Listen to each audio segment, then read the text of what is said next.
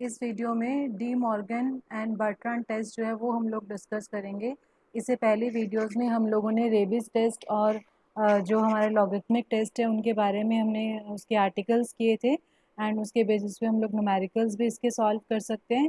तो जो फर्स्ट है बेसिकली अगर हम इसकी फर्स्ट स्टेज की बात करें, फर्स्ट स्टेज में हम चेक करते हैं कि हम डी लम्बर्ट रेशो टेस्ट लगा सकते हैं या फिर हम लोग कॉशी रूट टेस्ट लगाते हैं। अगर इनमें से कोई फेल कर जाता है तो उस केस में हम लोग क्या करते हैं, उस केस में हम लोग नेक्स्ट स्टेज जो है हम लोग रेबिस टेस्ट या लॉगरिथमिक टेस्ट पे जाते हैं। अगर रेबिस टेस्ट या लॉगरिथमिक टेस्ट भी फेल कर जाए तो उसके बाद जो नेक्स्ट स्टेप है हमारा, that is De Morgan's and Bertrand test, जो हम इस वीडियो में डिस्कस करेंगे। So if summation a n is a series of positive term, जैसा पहले भी मैंने बोला है कि ये सारे के सारे जो टेस्ट हैं they are for positive term series such that A N upon A N plus one minus one into N, इतना अगर मैं फैक्टर देखूँ N into A N upon A N plus one minus one, ये Raabe's test वाला ही factor है। अब इसमें से एक्स्ट्रा क्या किया हमने, यहाँ पे माइनस एक और में वन अप्लाई किया इंटू में log N.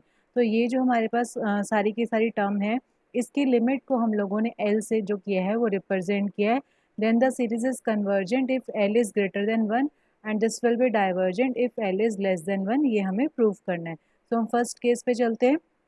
When L is greater than one, हमने पी जो है एक नंबर सपोज किया greater than one such that L is greater than P is greater than one. So इस तरह से हम लोगों ने पी जो है एल और वन के बीच में लाई करता हुआ एक नंबर सपोज किया।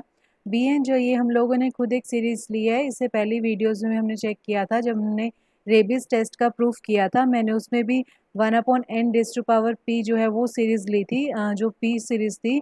जस्ट कि हमारा जो थ्योरम है उसमें हमें कुछ स्टेप्स पे इसकी रिक्वायरमेंट थी। सो लाइकवाइज यहाँ पर भी हम लोगों ने एक सीरीज़ ली है one upon N log N raise to power P. So ये सीरीज़ अगर हम चेक करें, हम प्रीवियस रिजल्ट जो हम लोगों ने डिस्कस किए हुए हैं उनके अकॉर्डिंग अगर हम इसे अप्लाई करके देखें उन रिजल्ट्स को यहाँ पर, तो ये जो सीरीज़ है that will be the convergent series.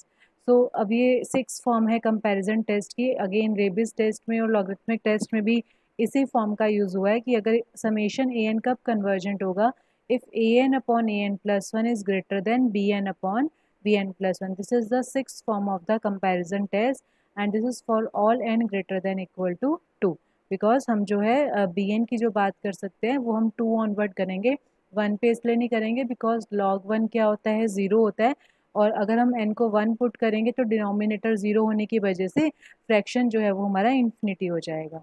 तो इसलिए हम यहाँ पर n greater than equal to two लिख रहे हैं। नेक्स्ट स्टेप मैंने बी एन और बी एन प्लस वन की वैल्यू जो है वो पुटअप करी। उसके बाद नेक्स्ट स्टेप में हम लोगों ने जो यहाँ पर है लॉग एन प्लस वन, यहाँ से हमने n कॉमन लिया। यहाँ पे भी हमने फर्स्ट हाफ में भी हम लोगों ने n जो है वो कॉमन लिया। उसके बाद हम लोगों ने यहाँ पर लॉग एम इंटू एन की प्रॉपर्टी अप्लाई करी, log m plus log n. So log n plus log of one plus one by n. तो लॉग एन जो है वो एज इट इज़ रहा एंड जो सेकेंड टर्म है उस पर जो प्रॉपर्टी यूज़ हुई है लॉग वन प्लस एक्स की एक्सपेंशन का यूज़ किया गया है, that is x minus x square upon two plus x cube by three and so on. And division में हमारे पास जो लॉग एन है वो एज इट इज़। तो इस तरह से मैंने इसे इस फॉर्म में कन्वर्ट किया। नेक्स्ट स्टेप हम क्या कह सकते हैं कि लॉग एन से हर टर्म को इंडिविजुअली जो है वो डिवाइड कराया गया।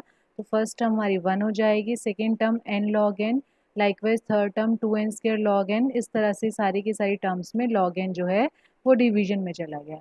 नेक्स्ट स्टेप में हम लोग क्या कह सकते हैं कि हम लोगों ने यहाँ पर बायनोमियल थ्योरम जो है वो बेसिकली अप्लाई किया है, A plus B raise to power P. तो यहाँ पर ये जो फर्स्ट टर्म है ये तो वन है और ये जो सेकेंड टर्म है ये सारा का सारा फैक्टर है।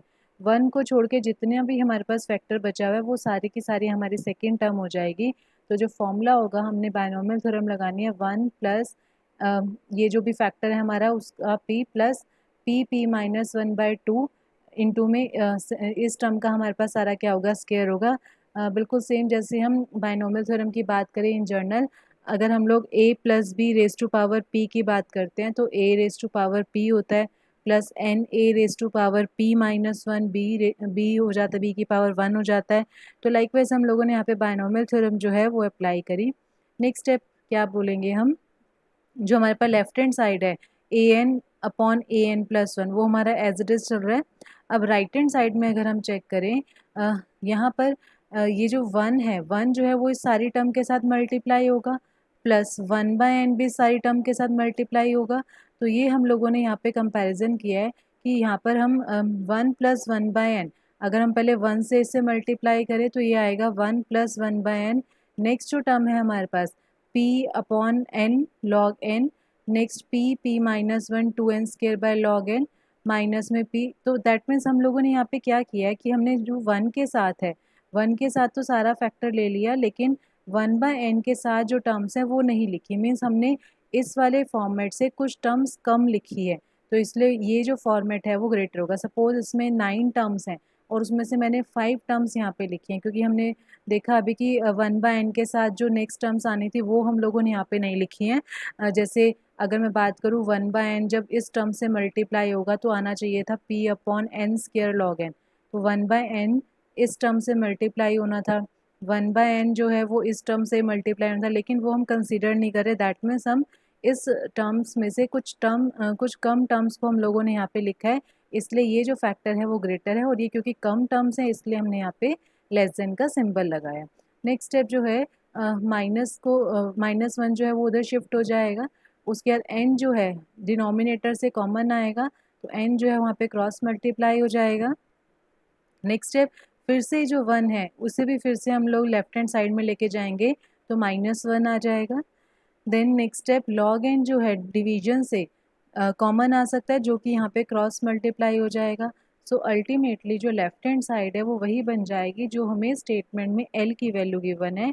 एंड अगर हम लिमिट पुट करें n अप्रोचेस टू इन्फिनिटी, और राइट हैंड साइड में भी अगर हम n को इन्फिनिटी पुट कर दें तो हमारे पास बाकी सारी टर्म्स जो होंगी वो ज़ीरो हो जाएंगी, तो सिर्फ फर्स्ट टर्म रह जाएगी, दैट इज़ p।